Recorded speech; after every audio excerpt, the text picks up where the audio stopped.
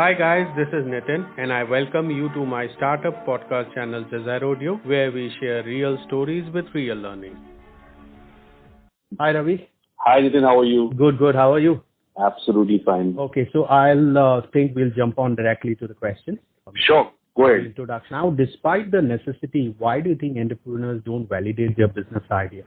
There are a lot of reasons, Nitin, why they don't do it.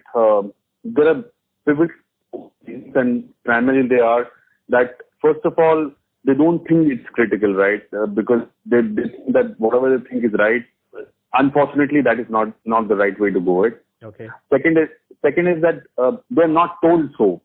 Companies, they don't pick up guides and mentors and previous experiences as one of them. They think that, again, their thinking is right, must be right. So that's an ostrich policy, doesn't work. So they should ideally, they're not looking at, previous experiences for doing so. Mm-hmm. The third is, they look at passive data. Google is great. It's a great repository, but not all the time or might fit in a product or services that you're planning to do, right? That's more important to understand from a passive. And last not the least, they're overconfident at times. Most of them, specifically, and this is not an age group problem. This is basically people who think they have either had experience or they have worked with startups or otherwise they know it best. So, before they start doing anything new, I think the most important thing is to learn and unlearn a lot of things and get into it. So, overconfidence kills everything out. And in this specific case, validation of your business idea is more important and pertinent when you start to think and unlearn and relearn things that are happening in the same kind of genre or sector.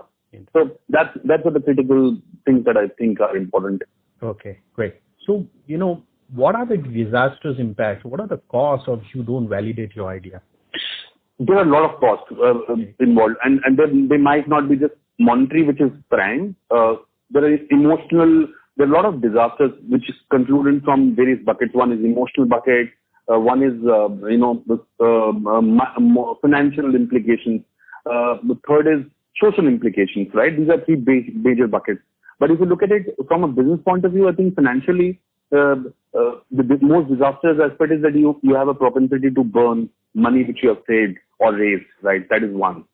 Second is your primarily understanding of go-to-market strategy can fall flat.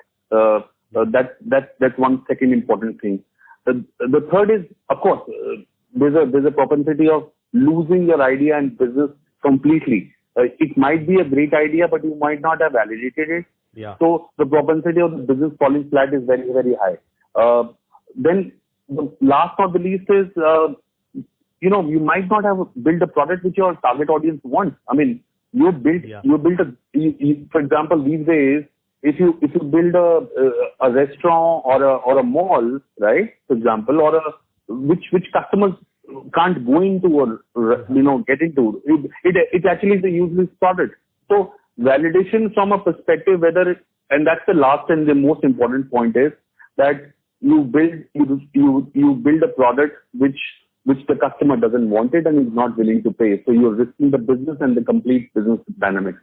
Yeah. So that's why it is the topmost reason why startups fail. Yes. You're building a product which the customer doesn't want it right now. And the most important part of this is that it is a very situational and it changes, dynamically over the days. Like, for example, a product which might not be great right now might be great 15 days or 1 month later. Mm-hmm. So people should be willing to pay for your product. That's the first thing. Yeah. I'm just, even me and a lot of people get confused between idea validation and product market fit. I mean, they think it's like, is it really like? See, they're part of the same genre, I would say, but in a different ballgame, you need to understand they're a part of the same coin, but in different formats. So an idea validation typically is a hypothesis of testing the waters or testing the markets for having your market to pitch the product, right? So validation is basically understanding the market dynamics, whether your product can be pitched in the market for your target audience or not. That's basically idea validation. Yeah. A product market fit is a second part of it. Okay. When you have done a validation, you have a product or a service that can address to that validated idea or the market, right? So once you've done the validation, then second point is your product market validation, which is the product market fit, as we call it, right? Okay. So these are stages where you have to do it. There's no book learning from it. Yeah. This is more of getting the understanding that first you need to understand your validation process and understand that there is a market. And the second point which is important is after the validation is done, you have a product or services that addresses to that particular market or validation done. Okay. So that's when you kind of get your hands dirty on it, actually. Correct. Because first is the primary data where you know there's a want, there's a need, right? Then you get into saying, ये product इस market से fit होगा कि नहीं होगा in vernacular, which means is whether this idea will validate into your this address market which you're validated for. Okay, great. Now, I want the audience to know about your book, Validate Your Startup Business Idea, which is available on Amazon. Right. Could you give a gist of, how does the entrepreneur validate his or her business idea? Yeah, I definitely, for sure.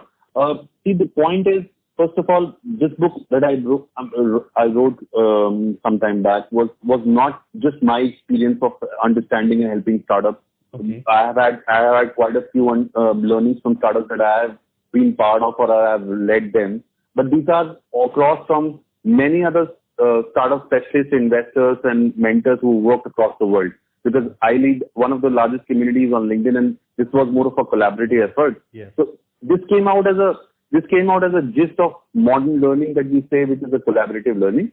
Okay. So there were about 25 to 30 odd key pointers that came out from the entire learning of validation of your idea, business idea. And I will not go deep into it. People can go through the book and understand it. Sure. But the top of the mind clearly had some 5-6 points, and I have some of them. First is to understand what is your area of interest. If your product idea has an area of interest, 50% of your job is done because you will not be working for it. You'll always be enjoying the work that you're doing. For example, if I like painting, right, or if I like drawing, and if I can build a business where I share my art to people and I sell it out, or maybe I nominate it for a business or for an art gallery or something, it works well for me, right?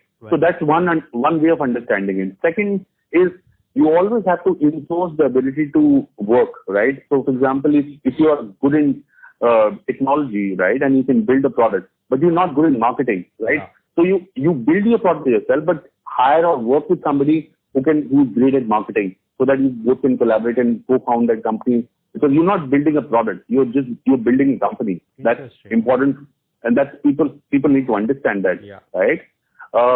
The third point is to answer clearly the basic 5-6 dimensions, saying, for whom are we building this product? Why are we building this product? Where do we have to launch it? How do we have to launch it, right? The basic why, where, how, when, what, right? You need to answer those questions yourself. Then is building a product life cycle, understanding so if I start in 2020, and I want to go to 2021, what are the kind of pit stops that I have to build? Product market fit, validation of idea, go-to-market planning, who are the people involved, how would they do it, distribute that kind of work, and understand and go through the product life cycle board, right? Create your own product life cycle board, right? Right. Last not the least, do not build your business on just spreadsheet, because 90% of people, you know what, I've also done the same. If I put 50,000 rupees and I have 200 customers, then multiply by 5, I will have 2 million customers in 1 year with a minimum amount of paying of say 200 rupees or $200. I will be a billionaire or a millionaire after 1 year. False flag.